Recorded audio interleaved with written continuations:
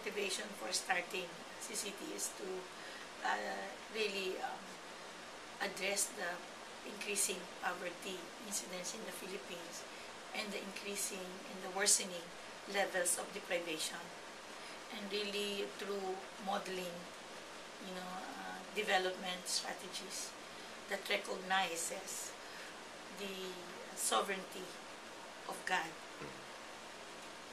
that we believe then, as we do now, that we need to enhance the spirituality of people so that they'll be other-oriented, they will be working for the good of the majority, and that requires a change of heart, because essentially, we are a very selfish and self-centered people, but if we recognize that there is one living God and that He is sovereign in all our lives, that if we anchor what we're doing on that truth, then we will have people who would really think about the welfare of other people before their own, and therefore that would help address the poverty situation in our country.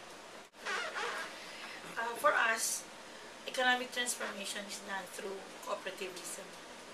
We were faced with the choice of whether to get into a bank or a cooperative, but we chose to be a cooperative because it is the structure that optimizes the benefits for the people themselves, and that this is run by members themselves.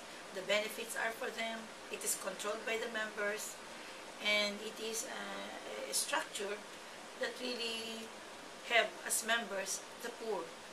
Those who benefit should be the ones those who patronize, and those who patronize the service of the co-op should be the ones to benefit the most. So that's why we are into the credit cooperative structure and cooperativism as the main vehicle for economic transformation. Microfinance is one activity of the cooperative. Microfinance enables people to start their own businesses, to create wealth, and to really get into activities that will free, their creativity to really, as I said, create wealth for themselves. The main vehicle for microfinancing is the cooperative, of which, all the individual members, those clients they call, are really the members of the cooperative, and therefore, as a cooperative, they control the directions of the program. They profit from the benefits of becoming a member, doing microfinancing and all of that, and really empowering the clients, and not as recipients or as clients of microfinancing, but as people who own the business themselves. When I think the Kiva vision is the same as the CCT vision, which is democratized access to capital. Number two, I think that the social investors of Kiva have the same vision, that those who do not have access to formal financing institutions will have access through this social investment that they have.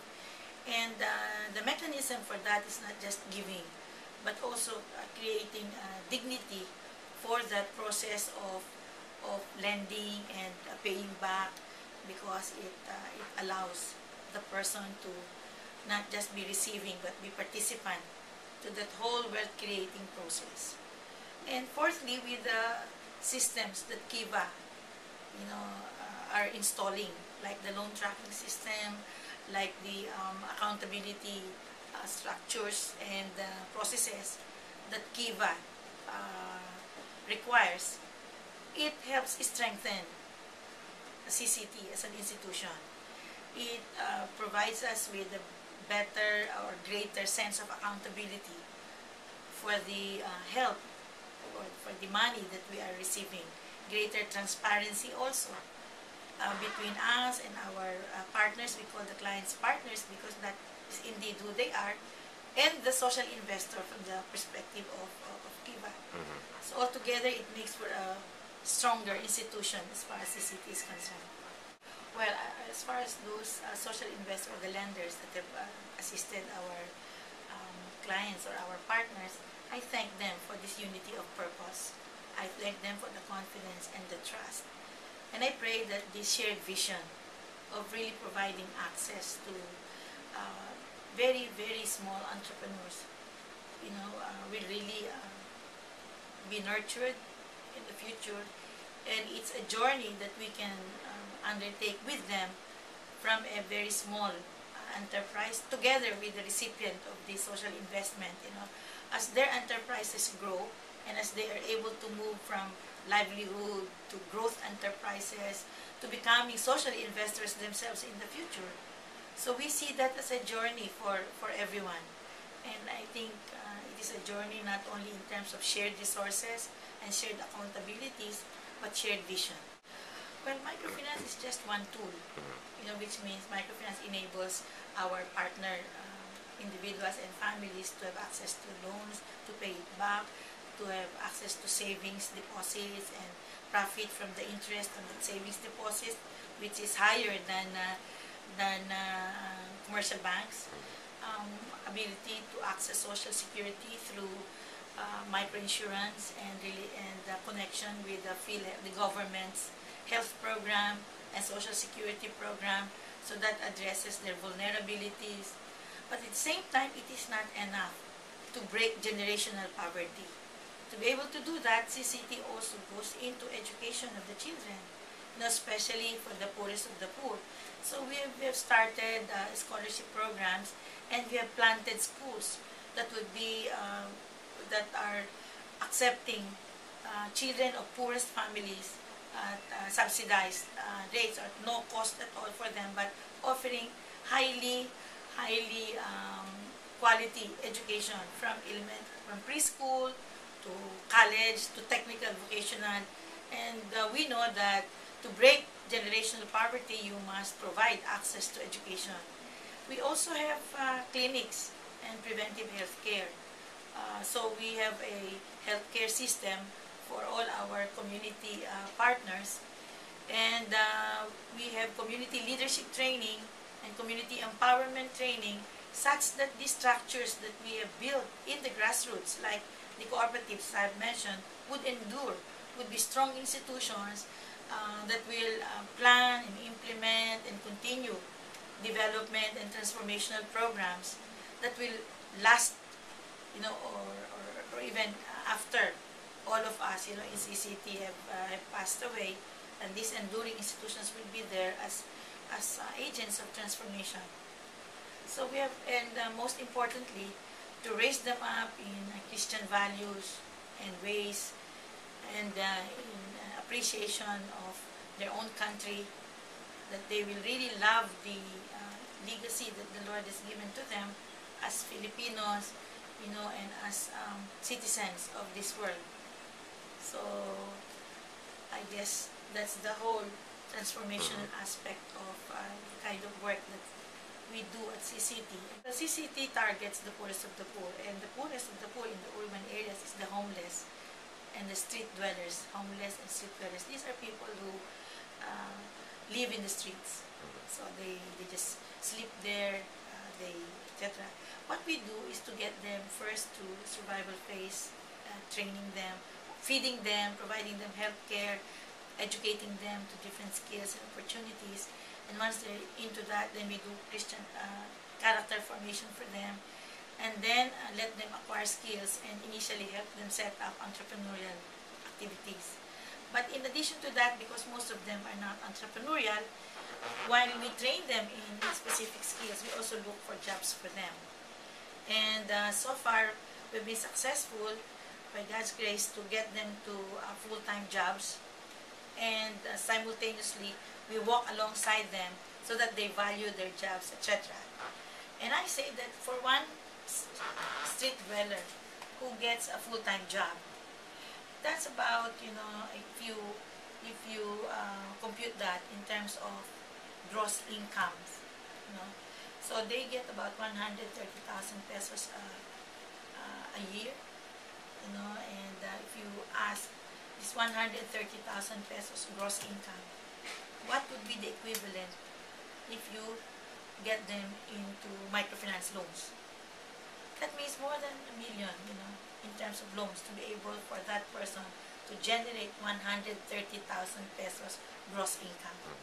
Because that's the equivalent gross income in terms of enterprise, of entrepreneurial activities.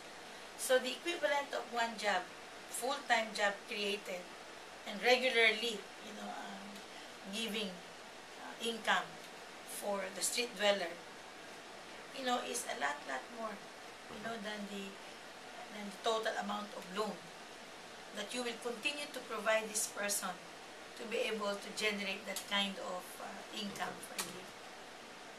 Well, for the next 5 years, we pray, that the structures that we have set, like the schools, will really be operational, will really get a lot more poor people to enroll.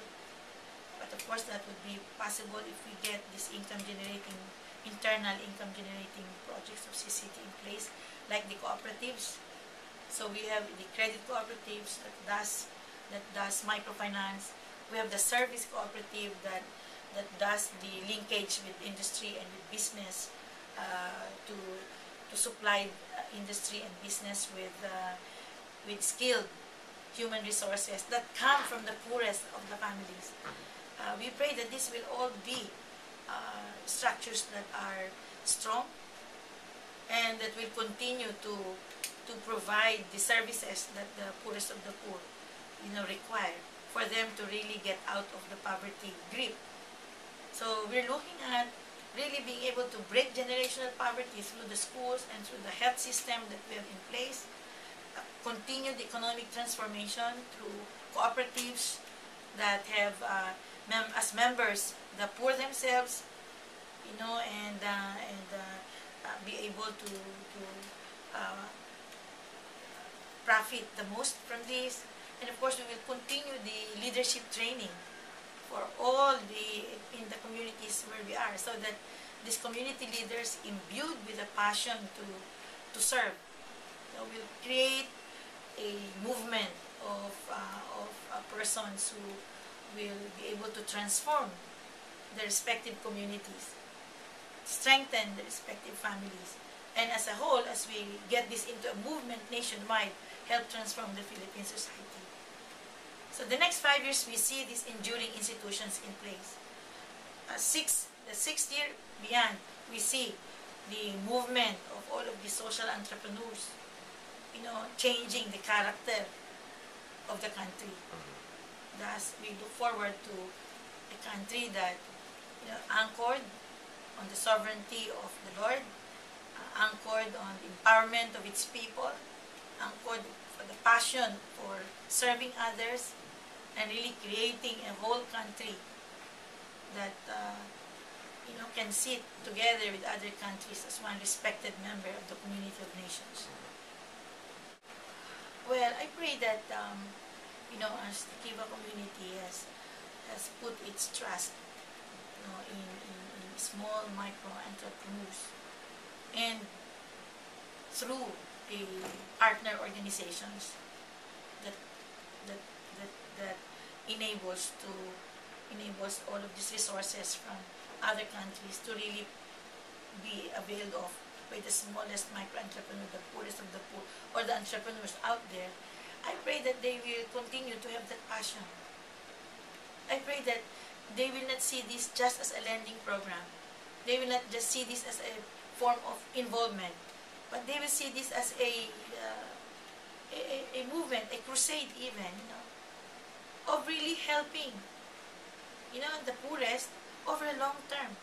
Because poverty is not addressed, poverty alleviation is not just 1 year, 2 years, 3 years, but it requires a long-term commitment for those who are involved in this.